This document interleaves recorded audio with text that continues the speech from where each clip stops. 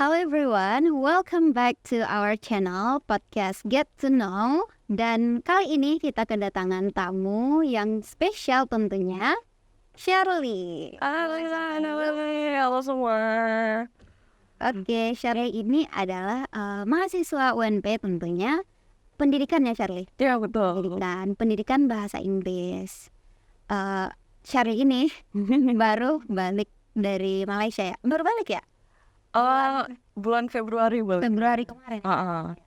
Udah 2 bulan. Iya sih, udah 2 bulan guys. Dan baru berkesempatan hadir hari ini.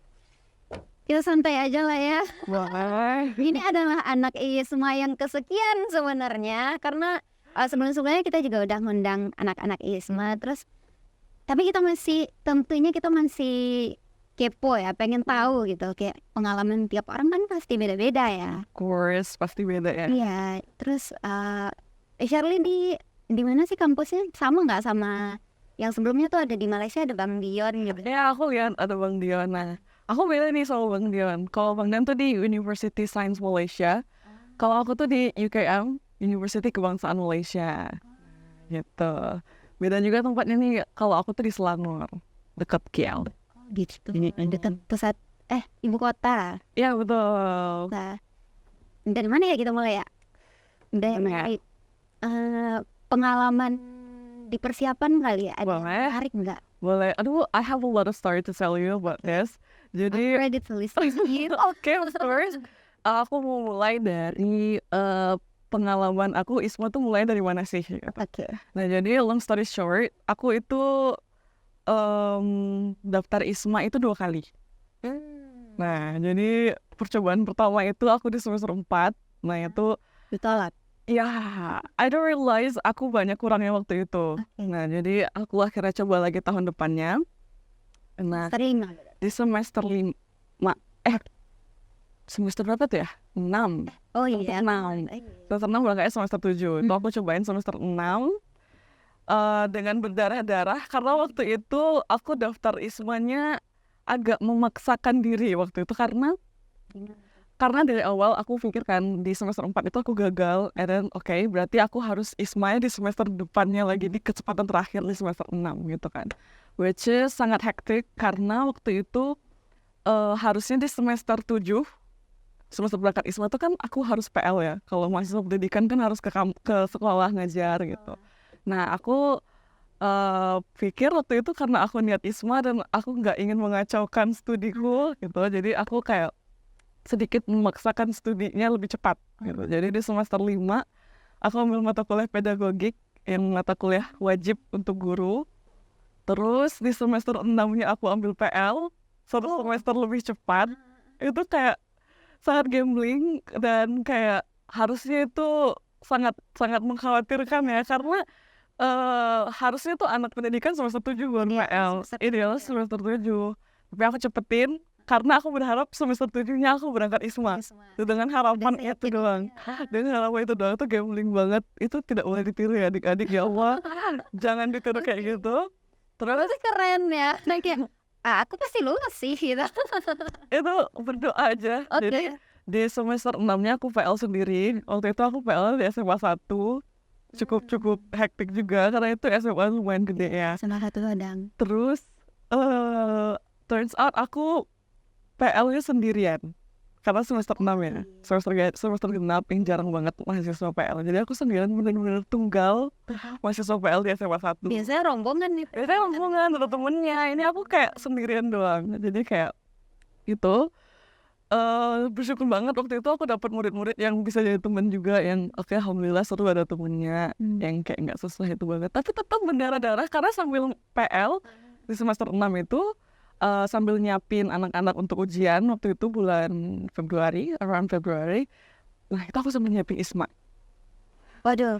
Jadi kayak di situ masa paling kritis yang seminggu tuh aku bisa nangis 2 kali gara-gara ini doang. Kayak ya Allah. Jadi aku sambil nyiapin anak-anak, mengajar anak-anak untuk persiapan ujian mereka, ujian semesteran waktu itu, aku sambil nyiapin ISMA. Jadi aku Sambil kuliah juga kan? Enggak, aku nggak kuliah waktu itu, alhamdulillah. Jadi aku cuma full PL dan ISMA doang. PL ISMA. Jadi waktu itu yang bikin susahnya adalah persiapanku jadinya nggak maksimal untuk ISMA. Karena aku juga have another priority anak-anak ya, karena mereka juga mau ujian. Terus ya di persiapan yang sangat minim itu aku jadi kayak sebulan ISMA mulai, aku baru latihan Duolingo untuk tes English proficiency-nya. Syaratnya itu Iya. hari pertama ISMA buka pendaftaran itu aku baru tes practice pertama, Baru baru ambil try out-nya aja gitu, praktisnya aja. Dan itu aku dapet skor yang oke, alhamdulillah lebih naik daripada tahun kemarin. improve dong. Ya improve. Cuman kayak ya percobaan pertama doang gitu, dan aku nggak ngulang lagi karena aku akhirnya fokus ke anak-anak kan ya, nyiapin ujian mereka dan lain-lain, ulangan segala macam. Terus udah lewat 2 minggu ISMA pendaftarannya buka, itu aku baru progresku tuh baru sampai brainstorming pemilihan universitasnya aja. Kayak aku mau universitas yang mana, di negara apa, and then matkulnya apa. Aku baru brainstorming itu doang, dan aku udah dapet. Cuman di sini gambling lagi karena waktu itu pilihan satuku NTUST Taiwan, National Taiwan University of Science and Technology. Terus pilihan keduanya UKM. Waktu itu aku pikir, oke, kalau aku mau NTUST minimal Duolingo 125. Minimalnya segitu ya. Tapi aku belum tes, aku belum tahu apakah ini dapet atau enggak gitu. Karena aku lihat range dari tahun lalu kan, kayak ada statistiknya, dan di tahun lalu di NTUST itu paling kecil Duolingo-nya 125. Jadi aku set itu sebagai minimumku gitu kan. Terus di 2 minggu akhir, kan waktu itu ISMA buka 3 minggu, berarti 1 minggu akhir, 3 minggu awal kan ISMA buka pendaftarannya selama 3 minggu. Di seminggu yang terakhir itu aku baru mau persiapan tes Duolingo, baru kayak sehari itu aku praktis 2 kali 3 kali gitu. Nah itu udah pasrah banget, H-5 tutupan ISMA itu aku belum nulis esaiku, aku belum tes Duolingo, benar-benar kayak gitu kan. Kebayang hektiknya. Parah banget.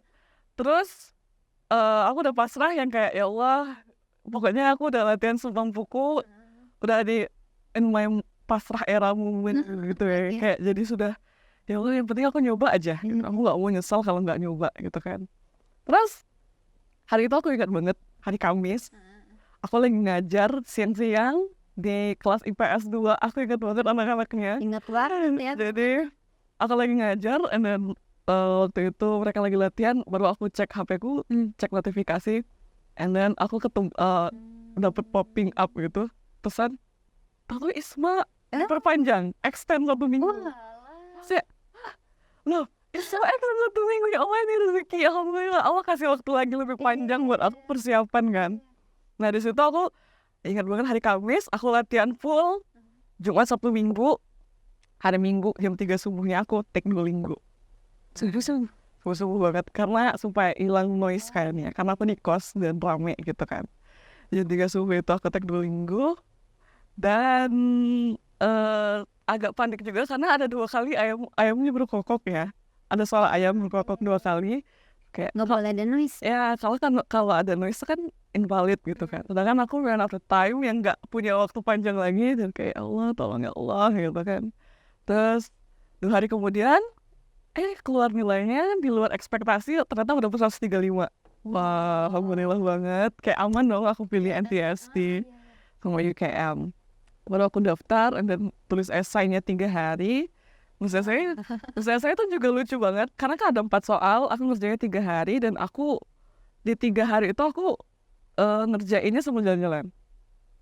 Maksudnya gimana tuh? Jadi kayak waktu itu aku sadar kalau kayaknya kalau aku ngerjain dalam kamar sempet deh, apa aku nggak akan jalannya, aku harus lihat dunia luar. Jadi aku, Mencari inspirasi dari betul, aku sambil jalan-jalan ke tempat-tempat baru. Waktu itu aku trip ke Pariaman, naik kereta, terus sama ngerjain itu sendiri, terus kayak pantai sendirian, ngerjain itu sama teman-teman juga. Sampai akhirnya selesai. H-3 ISMA tutup, itu aku esaiku baru selesai. Keren. Terus aku belum proofread sama siapapun waktu itu ya. Tahu banget di jam 11 siang, malamnya aku esainya udah selesai, tapi aku belum kirim proofread ke siapapun karena kayak belum tahu ke siapa ya gitu. Di mana ya yang bisa aku minta tolongin proofread esaiku gitu. Aku masih belum tahu. Terus sampai waktu itu jam 11 siang, temenku Karina, jadi Karina ini dia nelpon, "Saya lagi, kamu mau di proofread gak sama Bang Adil?" Bang Adil award di ISMA Korea University. Nah jadi di situ boleh gitu kan, mau dong ya Malah padahal. ditawar. Wah, karena kamu di proofread tapi kata Bang Adil kalau mau proofread kamu harus di sini gitu. Oh. Nah jadi aku datang deh ke sana, ke tempat di mana ya waktu itu kita di FMIPA kalau nggak salah gitu. Terus kayak aku di proofread sama Bang Adil full seharian gitu. Terus kayak diajakin juga ke IO waktu itu, terus ketemu dengan ordi yang lain, terus dibantuin sampai sore, sampai hampir malam kita baru selesai proofread. Itu kayak sangat-sangat wah keren banget, thank you banget Bang Adil ya ampun, kalau nggak ada Bang Adil aku nggak ngerti lagi ya saya kan. Ngeri sih, soalnya ya sebelum-sebelumnya tuh teman-teman tuh bilang esai itu nggak bisa mepet-mepet gitu kayak harus dari jauh hari sebenarnya. Tahu banget. Gitu. Itu keren sih 3 hari berarti ya. 3 hari. Hmm. Terus akhirnya di proofread Bang Adil seharian itu kayak esaiku dari yang jelek banget menurutku waktu itu sampai ya menurutku kayak wah ini keren banget. Itu karena Bang Adil yang proofreadnya. Ya ampun, thank you banget Bang Adil ya Allah. Nah terus selesai proofread itu aku juga sempat kirim ke beberapa dosen. Terus ke teman bundaku juga yang lagi PhD yang kayak gitu. Kayak aku read sejauh-jauhnya yang aku bisa supaya dapat masukan teruskan esaiku. Terus akhirnya aku submit. Tuh, submitnya juga drama banget karena pendaftarannya kan tutupnya jam 23.59. Nah, aku tuh udah diingetin sama Mistika. Terus Mistika bilang, ayo disubmit dari sekarang, nanti kalau websitenya crash gimana gitu kan. Ya aku masih, aduh belum nih, pokoknya aku harus as perfect as I can gitu kan, pokoknya harus bagus gitu. Ternyata jam 10 malam websitenya crash dan aku belum submit. Wah itu masih udah kayak, aduh gimana ini gitu kan. Ya Allah aku udah takut, udah nangis, ya Allah tolong. Udah doa banget. Ternyata diperpanjang sampai jam 2. Tapi aku alhamdulillah sempet Standar lagi. jam setengah 12 aku submit. Jadi kayak submit, selesai. Nah itu persiapannya, hari-hari persiapan Iya.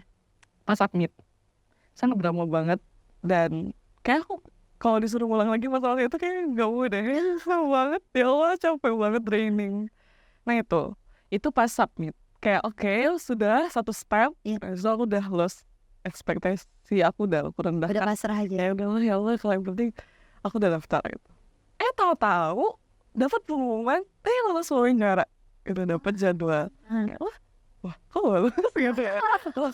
Wah bertanya-tanya nih. Nih gitu kan. Kayak oke. Di situ aku udah kayak sebelum keluar pengumuman tuh aku sudah cukup brainstorming lah beberapa sama teman-teman ISMA, daftar ISMA yang lain, kayak apa aja sih pertanyaannya kira-kira. Dan di Twitter juga kan ramai banget ya di fan base ISMA.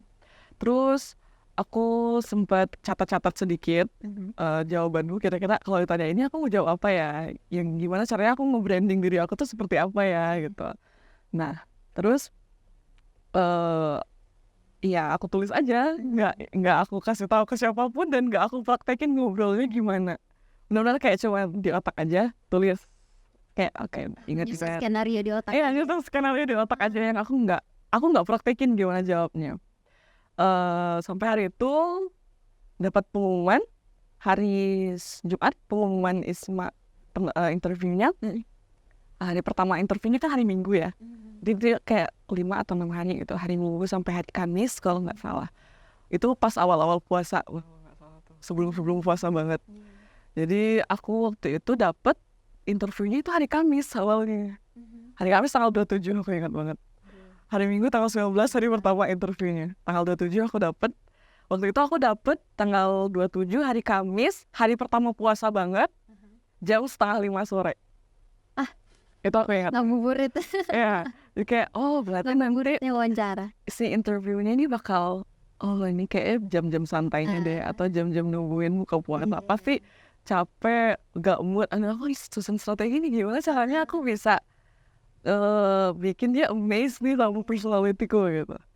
Terus hari Sabtunya itu aku masih ke UNP, diundang sama Mem Eva, sama calon awardee yang lain yang lolos tahap interview juga. Kayak kita dikasih seminar gitu tentang gimana sih interview.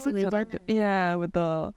Terus di hari itu aneh banget, tiba-tiba Mem Eva nanyain, Why do you choose that country as your home country during ISMA program gitu kan? Coba Shirley jawab gitu. Di antara yang lain-lain. Tiba-tiba nggak jawab gitu kan. Ini gitu. Terus oke, aku jawab. Itu for the first time aku akhirnya menyuarakan yang selama ini aku tulis doang. Kayak benar-benar kayak Keluar tuh semua. keluar tuh di otak aku. Jadi kayak aku pilih Taiwan itu karena ini memang gini in English of course. Iya. Jadi kayak ternyata panjang juga ya jawabanku gitu, kayak 3 menit gitu aku jawab. Terus memang apa kayak oh ya that's good lalala gitu. Oke. Nah itu hari Sabtu ya. Jadi hari Minggu hari pertama interview, dan aku tuh ada 2 temenku yang interview hari Minggu pagi gitu. Jadi tuh pulang dari tempat Mem Eva terus sampai malamnya itu aku cuman pulang tolongin temenku ini untuk mau interview. Jadi kayak aku nanyain pelatihan, terus aku kasih saran gimana jawabnya. Kalau bagusan gini deh gitu kan gini gitu. Sampai malam sampai jam 12 itu aku masih Zoom bareng-bareng kayak ayo kita latihan gini. Dan aku masih belum memikirkan diriku sendiri. Benar-benar kayak aku masih ada Kak Wis, masih lama nantilah gitu. Santuy. Masih santuy. Satu-satunya yang aku siapin untuk interview aku pribadi itu cuman baju batikku sendiri. Dan aku udah setrika baju batik dan jilbab, sama udah gantung. Dah, cuman itu doang persiapan gue. Jadi kayak itu, paginya temenku tuh interview jam 9. Jam 9 atau jam 8 ya kalau nggak salah. Jadi 15 menit sebelum jam itu, sebelum dia interview itu kita masih Zoom. Jadi kayak, udah pas nggak share lightingnya, kalau aku jawab ini nanti oke nggak ya? Oke, yang bagus kok, gini gitu kan. Kasih moral support gitu kan. Terus jam 8, oke bismillah ya, semoga lancar gitu. Oke, tutup Zoom kita, terus aku telepon bundaku. Kayak, bunda Kak udah tadi nolongin temen ini, kayak seru banget, deg-degan bunda, kayak gimana ya nanti pas kalau Kak nanti gitu. Semoga lancar gitu. Terus udah 15 menit, temen gue itu udah dalam Zoom, terus dia nelpon. Lah, kok dia nelpon gitu kan, harusnya kan dia masih dalam Zoom kan. 30 menit kan ya wawancaranya. Lalu angkat, wah kenapa gitu. Ini aku nggak di ACC ke dalam room Zoom-nya dari tadi gitu kan. Wah, udah 15 menit. Udah 15 menit, loh kenapa? Kamu udah rename belum? Udah bagus kok, ini udah fix. Panik dong, tuh kayak, oke aku harus gimana ya gitu. Akhirnya aku buka portal ISMA-nya, aku mau cari contact person, gimana bisa nanyain ini loh ada masalah gitu. Pas aku lagi buka, kita teleponnya masih nyambung nih, terus dia bilang kayak ini, ya share jadwalku berubah jadi besok jam 2. Oke. Oh ya ampun. Terus aku cek, aku lihat punyaku, ternyata punyaku juga berubah. Dan berubah jadi hari Minggu. Hari itu di jam 4:30 sore. Wah, malah maju. Malam maju, jadi hari itu banget, hari pertama itu banget. Hari Minggu aja di jam 4:30 sore. Kayak ya Allah, coba apa lagi ini, mau nangis tapi udah gak bisa lagi nangis, udah gak punya waktu lagi. Ya Allah ini kayak gimana, aku kayak wah ini udah parah banget. Aku belum mau interview sama sekali, aku belum latihan, aku belum nyobain. Bermodal jadi interviewernya salah ya. Cuman modal jadi nolongin temanku doang. Akhirnya waktu itu aku kabarin semua orang, aku kabarin Mistika, aku kabarin dosen-dosen, aku kabarin mentorku waktu itu, mentorku Putri Linggo. Nah jadi kayak kita langsung teleponan, aku sama Putri Linggo tuh kayak around 1 jam lebih kita teleponan. Kalau aku jawabnya gini gimana? Oke bagus kok, lancar, oke bagus kayak gitu. Nanti jawabnya gini ya, kalau ada pertanyaan gini ya gitu. Di waktu yang sangat mendadak itu, dan aku belum nyiapin device, laptopku tuh aku belum set, aku belum punya lighting. Pokoknya tuh kamarku tuh kan kecil ya, kalau kamar kos ini kayak nggak bagus banget. Dan akhirnya aku telepon, hubungi semua teman-teman gue, jadi kayak akhirnya ketemu Karina, temanku. Dan akhirnya aku kayak oke, di rumahku aja share, hari ini aku libur gitu, karena dia juga lagi magang kan. Hari aku libur gitu, di rumahku aja. Hari aku libur, aku ke rumahnya. Aku kayak udah tenang, nanti jawab apa aja yang ditanyain, pokoknya aku jawab apa yang aku tahu aja gitu. Akhirnya aku mock interview sempat sekali, mock interview sama Kak Selvina, Bang Alif, mock interview sejaman. Di jam 2 itu aku mock interview, dan setengah 5 aku langsung interview. tarik nafas, sudah tenang, apapun yang terjadi aku udah pasrah waktu itu. Kayak jadi aku benar pinjam kamarnya Karina, mejanya, aku pakai laptop, lighting semuanya, dan itu nggak ada noise sama sekali. Kayak ampun, alhamdulillah ada yang nolongin hari itu. Terus akhirnya wawancara. Nah itu alhamdulillah wawancaranya lancar, kayak aku puas banget hari itu, kayak ya Allah alhamdulillah semua yang aku pengen ceritain aku udah limpahkan semuanya waktu itu. Aku seneng banget, jadi kayak Terbayang. apapun hasilnya, walaupun tadi itu udah panik banget, mungkin emang harus dipercepat biar aku lebih lega gitu. Dan aku bisa nyiapin dokumen-dokumen yang lain lebih tenang gitu kan. Nah, selang 2 minggu kemudian pengumuman lulus nih. Kayak ya ampun, ini udah berharap tapi nggak mau berharap, tapi berharap gimana sih gitu. Terus akhirnya Pasrah tapi mau berharap gitu. mau pasrah tapi kok ada harapan nih kecil, tapi kayak ya udah coba dulu. Jam 12 malam keluar pengumuman tuh. Buka, lolos gitu. Nah, lolosnya pilihan kedua, University Kebangsaan Malaysia. Nah, kira-kira ceritanya gitu sih. Perjalanan aku dari daftar sampai tiba-tiba lulus jadi isma. Kayaknya pengalaman pra Banyak banget ya ampun. hektik nih. Aduh ya Allah, panjang banget, sorry ya. Nah, kira-kira kayak gitulah keriuhan daftar ismaku itu. Sampai jadi URT. Next dong, Boleh. culture shock. Ini pertanyaan yang aku tanyain hampir ke semuanya sih, karena kan pengalaman tetap lagi beda-beda pasti. Kalau di versi Shirley gimana? Culture shock. Awalnya aku pikir ada sempat terbesit rasa kayak cuma Malaysia ya. Pilihan kedua lagi gitu kan. Negara tetangga. Iya. Paling kayak di Indo gitu kan. Semuanya kan orang-orang di Indo kan pada mikir kayak gitu ya. Malaysia dan Indonesia tuh mirip. Kayak paling sama kayak di Indo lah gitu. Apa sih bedanya, paling cuma dikit. Aku juga kayak gitu awalnya mikirnya. Malaysia ya, paling kayak di Indo, dan aku pasti cuman hidupnya seperti biasa aja di situ tanpa mengalami yang kalau kayak ke Europe kan ada salju, ketemu orang-orang kan beda mindset yang gimana, beda banget culture-nya kan. Nah kalau kita kan serumpun Melayu gitu, aku pikir kayak paling nanti selama ISMA itu aku nggak struggle dengan adaptasi, aku tinggal langsung ke pengalamanku. Ternyata enggak, totally different. Jadi kayak teman-teman yang mau daftar ISMA Malaysia dan pikir kayak cuma ISMA Malaysia deket lahir Indo, Tahan dulu. tidak sama sekali teman-teman. Jadi kayak beda banget culture-nya. Walaupun ada lah yang mirip, kayak makanan itu cukup mirip menurutku. Tapi kalau makanan Malaysia itu lebih manis, kayak nggak ada pedesnya. Kalau di lidahku ya mirip lah. Kita udah Sumber, sangat Sumatera yang sangat asin ini, itu kayak manis banget di situ. Tapi pas aku datang, culture shock lagi ya tadi. Pas aku datang ke Malaysia tuh kayak wah beda banget dari Indonesia. Kayak mungkin karena kita tinggalnya bukan di ibu kota ya, kalau di Indo bukan di Jakarta gitu. Jadi aku sampai di sana, kalau di KL, dekat KL Selangor gitu, masih ibu kotanya, itu tuh kayak wah fasilitasnya tuh udah keren banget. Dari bandara itu aja udah kaget gitu. Ya ampun, ini KLIA keren banget gitu. Wah, berkali-kali lipat minus Sabah ya. Sangat berkali lipat, ya ampun kayak gitu. Kalau ketemu di imigrasi itu kayak aku menemukan banyak. Jadi kayak kalau orang-orang bilang Malaysia itu multicultural country, dan itu bener banget.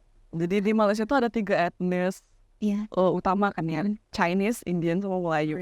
Itu aku rasain banget di Malaysia itu kayak ada 3 bahasa yang aku dengar sehari-hari, bahasa Hindia, bahasa Tamil, terus bahasa Cina sama bahasa Melayu, dan aku familiar dengan 3 bahasa itu. Nah itu aku benar-benar kayak wah Malaysia beda banget ya, kayak orang-orangnya tuh udah disiplin, yang kayak tong sampah tuh nggak banyak lagi, dan sampahnya nggak berserakan kayak gitu tuh di Malaysia udah keren banget. Nah itu culture shock pertama kali aku nyampe landing di KLIA tuh kayak wah, orang-orang di Malaysia tuh beda dari orang-orang di Indo. Terus juga kayak ramah sih, cuman aku sering banget ketemu kayak banyak orang-orang tuh yang lebih cuek gitu. Kayak kalau di Indo tuh kan kayak kita lebih ramah, walaupun kita nggak kenal kita senyum, kita sapa gitu kan. Nah tapi kalau di Malaysia tuh kayak orang-orang nggak terlalu tentang menyapa seperti itu sih. Contohnya tuh yang paling kaget itu aku dengan teman-teman pas naik Grab. Jadi kalau kita nggak punya kendaraannya, jadi kalau selain naik Transum kita juga naik Grab kadang. Nah kalau naik Grab tuh kadang bapak-bapak Grabnya itu kadang bisa langsung udah cancel aja. Nah cancel gitu kalau misalnya nggak sesuai gitu kan. Enggak sepesanan. Nggak sesuai pesanan, misal itu tuh kita pertama kali banget kalau di Indo tuh kan kalau naik Grab atau Iya. Go apa sih, Gokar. Gokar, nah bener. Itu kalau terserah kita mau pesan ukuran berapa, misalnya mobilnya tuh 4-seater tapi kalau kita udah masukin 5, kalau masih masuk ya bapak Grabnya biasa aja gitu kan. Iya. Tapi kalau di Malaysia tuh ketat banget urusan kayak gini. Jadi kalau Grab tuh ada 4-seater, 6-seater, jadi kalau waktu itu kita pertama kali mesen dan orangnya berlima.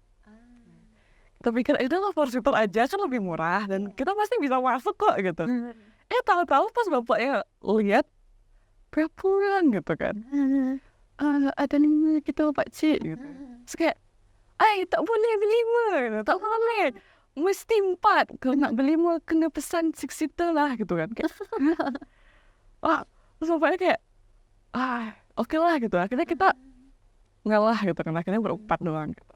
Pernah juga kayak saya belanja gitu agak banyak dan bawaannya tuh cukup, belanjanya tuh banyak banget. Nah kalau si Grab drivernya tuh bilang kayak ini kebanyakan udah cancel. Jadi kayak dia kayak kurang memperhatikan perasaan manusia. Kayak kalau di Indo tuh kan kita pasti bapaknya kayak ya udah sini gitu ginian gitu kan. Kalau di Indo gitu kan. Kalau di Malaysia enggak. Itu kaget banget kayak orang Malaysia cukup straightforward ya. Nggak kayak di Indo. Sangat disiplin banget yang kayak gitu. Itu cukup jadi culture shock aku lama di Malaysia. Nah, ini juga lucu banget. Jadi di kampusku itu di UKM. UKM itu kan luas banget ya. Luas dan letaknya tuh di tengah hutan. Jadi kayak banyak banget. Hutannya tuh banyak banget. Jadi kayak dosenku tuh pernah bilang, Dr. Abdul Latif pernah bilang 80% dari UKM itu adalah hutan. Jadi sangat luas banget. Kampus yang segede itu 80%-nya hutan. Gitu. Jadi kayak kampus segede itu baru 20% doang gitu. Jadi letak gedungnya tuh cukup berjauhan gitu. Dan kita harus naik bus. Kayak kita ada nama busnya Kifah Bus gitu. Kifah Bus. Jadi kayak di setiap asrama, kita nyebutnya college. Di setiap college itu ada hentian busnya. Hentian bus namanya. Jadi kayak kita naik bus itu terus kalau kita mau ke fakultas kuliah gitu. Jadi kalau terus juga kayak wah lucu ya, ada busnya dan itu gratis. Dan selalu lewat 30 menit sekali. Sangat-sangat membantu mahasiswa banget. Itu juga terus juga karena kampusnya luas dan itu hutan, jadi datarannya itu kayak nggak datar gitu loh, nggak rata. Jadi kampusnya tuh kayak nurun gitu. Jadi banyak banget tangga. Jadi culture shock juga banyak banget tangga dan tangganya tuh yang bukan yang pendek, tangga tinggi yang kalau naik Karena di perbukitan. iya bukan perbukitan apa ya, datarannya itu nggak datar gitu loh. Ini kayak banyak gini kayak gitu kan, jadi banyak tangga. Dan itu juga jadi salah satu culture shock juga karena di Indo kan kita kalau dari satu fakultas ke fakultas lain deket jalan kaki, bentar doang, datar jalan UNP apalagi gitu kan. Kalau di Malaysia UKM specifically itu kayak enggak, kita harus naik bus atau jalan kaki dan jalan kaki itu lumayan jauh gitu dan kita harus terbiasa.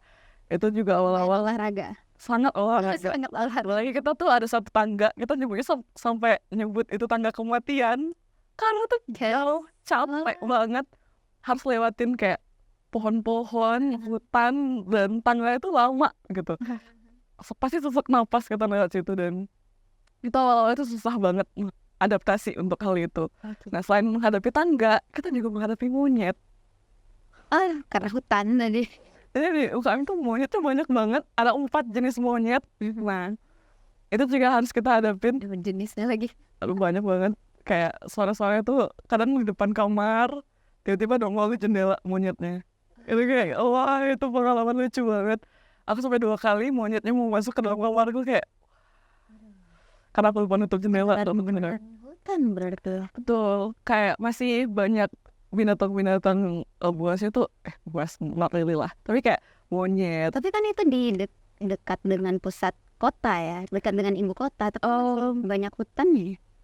Di Selangor itu around 45 menit lah ke KL kalau naik Transum ya, 45 menit. Jadi kayak lumayan inilah, kayak cukup ini kan. Jadi itu si monyet tadi itu. Jadi kayak sambil naik tangga harus menghadapi monyet karena dia kan suka ngomongin ya kalau kita kayak ngintil-ngintil makanan tuh mereka ngintai kan. Nah gitu, jadi naik tangga ngos-ngosan harus waspada dengan monyet baru naik sampai ke atas. Itu capek banget awal-awal kita di UKM itu tuh kayak ini 4 bulan Jadi loh. struggle ininya ya, gimana biar survive gitu ya. Ini kayak 4 bulan awal tuh kayak ya Allah ini gimana nih naik tangga terus nih 4 bulan. Apalagi karena fakultas aku yang aku belajar di sana itu namanya Faculty of Science, Social and Humanities. Jadi aku kayak deket gitu kan dari collegeku. Jadi cuman kalau naik bus tuh jadi muter. Jadi aku harus naik tangga. Jadi seminggu sekali minimal aku harus naik tangga kematian gitu. Kayak harus melewati monyet-monyet itu semua. Itu jadi culture shock aku selama di Malaysia sih. Keren-keren ini. Kalau ada nih yang katanya tuh kayak Bang Dior tuh kembali ke Indonesia tuh ada shock tersendiri juga gitu. Seru juga ngalamin nggak? Kayak udah mulai nyaman nih di Malaysia.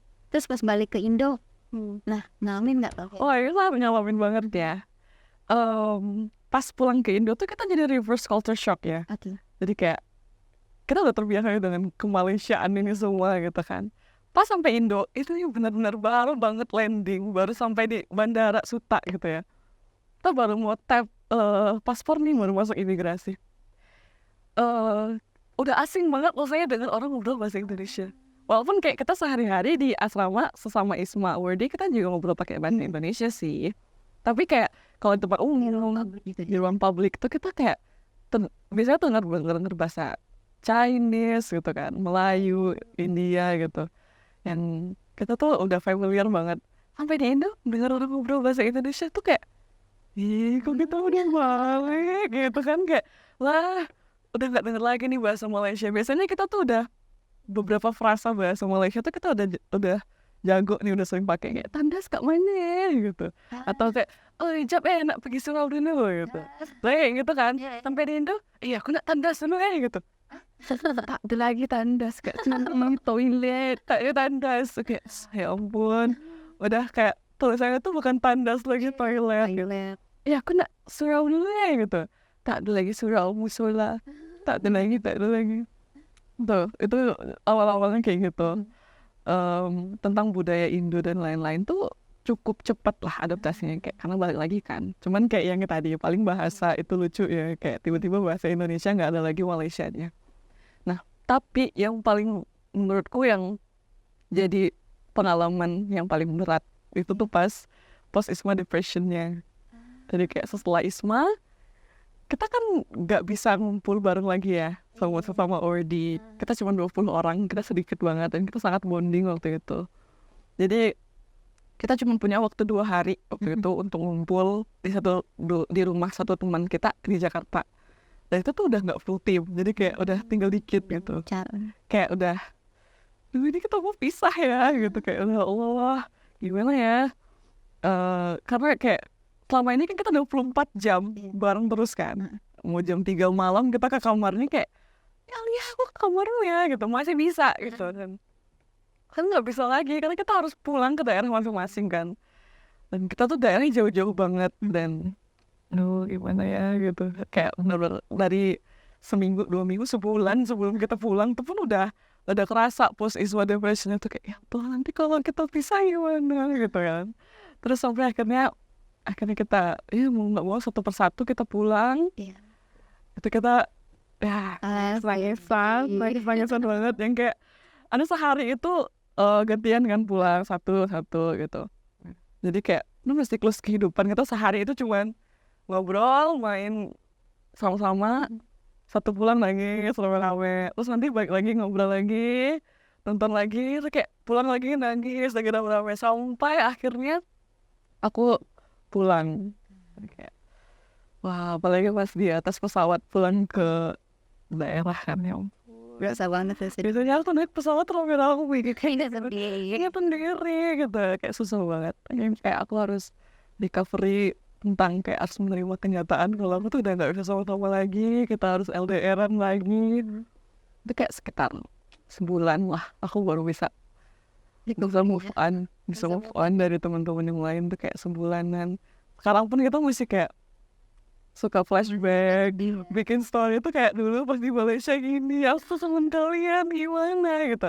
Itu masih kerasa banget sampai hari ini. Emang boleh sekangen. Oh, kangen banget dengan kalian semua guys. Boleh nanti kita sapa boleh temen-temennya. Halo Alia, Bima, Jeb, Dara. Rame banget, kita rame banget. Oke. Terus Ini kita terbatas durasi, tapi ini jujur pengalaman Isma kayaknya yang paling detail deh. Serius dan aku langsung ingat Del Isma ini kayak pun ini pengalaman hidup yang aku gak akan lupain ini semua deh. Sampai tua deh aku akan ingat terus. sebenarnya ini bukan cuma tentang Ismanya sih, sebenarnya cuma cara kita tuh buat ini kan kita hidup di tempat yang berbeda, kulturnya pasti berbeda gitu. Nah, kita lebih mengambil pelajaran dari sana ya sebenarnya, memang mau mengulik pengalaman personal dari narasumber kita, Shirley kali ini guys. Mungkin closing statement dulu deh dari Shirley. Kalau motivasi Isma mungkin udah banyak ya. Mungkin tips set tadi yang kepepet tadi boleh mungkin. Silahkan Shannon. Oke, apa ya? Paling dari aku buat teman-teman Future Awardees, aku udah ketemu sekali sama Future Awardees dan kita udah kayak sharing gimana Isma dan lain-lain. Untuk nanti teman-teman kedepannya mungkin Isma 2025 ya. Kalau mau daftar Isma, teman-teman percaya aja. Menurutku yang paling utama sebelum daftar Isma tuh niatnya. Kalau kita ada niat tuh kan pasti kita berusaha ya buat gimana caranya aku naikin value diri, gimana caranya aku bisa jadi orang yang dipandang loh, aku tuh punya nilainya gitu. Nah itu, dan selalu yakin dan percaya kalau apapun nanti hasilnya itu yang terbaik. Nah itu, apapun hasilnya, mau nggak lulus atau lulus di pilihan kedua kayak aku yang awalnya aku susah banget nerima, tahu-tahu akhirnya pas menjalani dan merasa kayak oh ternyata aku merasa paling cocok loh di sini, dan belum tentu aku merasakan pengalaman yang kayak gini kalau di universitas yang lain gitu. Ini menurutku, iya, acceptance itu tuh benar-benar harus teman-teman yakinin kalau apapun yang didapetin itu yang terbaik, yakin sama diri sendiri pasti bisa. Kalau nggak sekarang mungkin nanti, kayak tadi gagal dulu, baru nanti coba lagi sampai dapet. Gitu. Kalau nggak dapet lagi, S2 aja lagi kita cobain ke luar negeri. Gitu ya teman-teman, semangat Future Awardees. Semangat. Semoga teman-teman yang nonton yang nanti berminat juga buat daftar ISMA nanti bisa kontak Shirley. Boleh, aku kontak kapanpun di Instagramku open untuk teman-teman, boleh DM tanyain apa. Kita cantumkan username Shirley. Boleh. Oke. Sekian dulu. Sampai jumpa di episode selanjutnya yang pastinya bakal seru lagi. Oke, see you. Bye.